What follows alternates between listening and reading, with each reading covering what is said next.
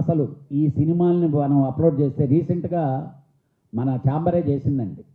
మన సినిమాలో కొన్ని క్లిప్పింగ్లు పెడితే వాళ్ళకి ఇమీడియట్గా ఐడెంటిఫికేషన్ వచ్చేస్తుంది. పలానా సినిమా పలానా దగ్గర ఉంది, పలానా సినిమా పలానా వెబ్సైట్లో ఉందని. ఆ విధంగా రకరకాల టెక్నికల్గా చేసాం.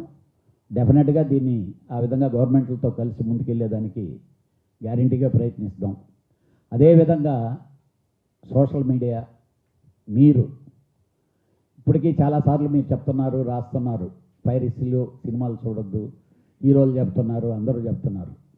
ఆడియన్స్ థియేటర్లకు రావడం మానేసి పైరసీలో సినిమా చూసేయటం అనేది ఈజీగా అయింది. మనకు వచ్చిన టెక్నికల్కి ఇదిగో ఇలాంటి ఐబొమ్మ రవి ఇలాంటి వాళ్ళు చేసేటటువంటి ఇస్తుండేటటువంటి క్వాలిటీకి పాత రోజులు ఇంత క్వాలిటీ ఉండేవి కాదు. ఇప్పుడు మరీ హెచ్డి క్వాలిటీలు అన్నీ తీసుకొని రిలీజ్ చేస్తే ఆటోమేటిక్గా ఇంట్లో కూర్చొని హ్యాపీగా పకోడీ తింటా పిల్లలతో సరదాగా ఫ్యామిలీతో మాట్లాడుకుంటా సినిమా చూడటం అలవాటైపోయింది. దానివల్ల ఎంత నష్టపోతున్నామో మనందరికీ తెలుసు. మీ అందరి సహకారం కూడా ఉంటే దీన్ని ఇంకా కొంచెం ముందుకు తీసుకెళ్లేదానికి కుదురుద్ది. ఇలాంటి దుర్మార్గుల్ని శిక్ష పడేదాగా లేకపోతే ఇది అరెస్టులు కాదండి, ఎన్కౌంటర్లు చేయాలి. ఎన్కౌంటర్లు చేస్తే వాళ్ళు చేయకపోయినా సినిమా వాళ్ళన్నా చేయాలి కనీసం. ఎందుకంటే అంటే అంత బాధ. వాడికి సంబంధం లేకుండా ఒక సినిమా ఇన్ని కోట్లు ఖర్చు పెట్టి వందల మంది కష్టపడి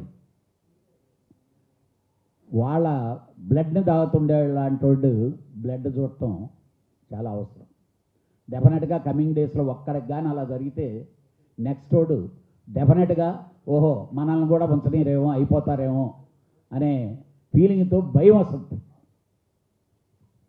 డెఫినెట్గా మీ అందరి సహకారం ఇవ్వాలి. ఈరోజు ఇక్కడికి వచ్చినట్టు పాత్రికేయ మిత్రులందరికీ నా మనవి అదే. డెఫినెట్గా సపోర్ట్ చేయండి, సినిమా ఇండస్ట్రీని సేవ్ చేయండి. Thanks to the entire police department. ఎందుకంటే వాళ్ళు చాలా కష్టపడి ఉంటారు వాడిని పట్టుకునేదానికి. రకరకాలుగా టీములుగా ఏర్పాటు చేసి ఉంటారు. వాళ్ళకి మేము ఈరోజు మీ ద్వారా కృతజ్ఞతలు తెలియజేస్తున్నాం. త్వరలోనే వాళ్ళని ఒక డయాస్ మీదకి పిలిచి ఫిలిం ఇండస్ట్రీ తరఫున పెద్దగా ఫెసిలిటేట్ చేసి గౌరవించుకుంటాం. Thank you. డెఫినెట్గా ఇప్పుడు నెక్స్ట్ దాని మీదనే సార్. ఎందుకంటే క్యూబులు లేకపోతే ఇంతకుముందంతా వీళ్ళు మీటింగ్లు చెప్పేవాళ్ళు మాకు ఏంటంటే కంటెంట్ని ఫ్రీగా వదిలేదానికి చేద్దామండి అని అంటే మా చాలా సెక్యూర్ అని చెప్పి కొత్తగా వచ్చేవాడిని కూడా రానియకుండా ఆఫ్ చేశారు. అసలు వీళ్ళు సెక్యూర్ ఏంటో నెక్స్ట్ మీటింగ్లు పిలిచి ఆర్గనైజేషన్ పిలిచి మీరెంత పే చేయాలి, మీకు మేము మా కంటెంట్ని మీ చేతుల్లో పెట్టి సినిమా వారం రోజుల ముందు 4 సినిమాలు ఉన్నాయంటే వారం ముందు ఇస్తే కానీ మేము చేయలేమంటున్నారు. ఈ వారం రోజులు ఇలాంటి దాటికి చేయటానికి వాళ్ళకు ఉపయోగించుకునేదానికి అందుబాటులోకి ఇస్తున్నారా లేకపోతే ఏంటి అనేది డెఫినెట్గా పిలిచి మాట్లాడాలి. ఆ పనిష్మెంట్ వీళ్ళకే జరగాలి.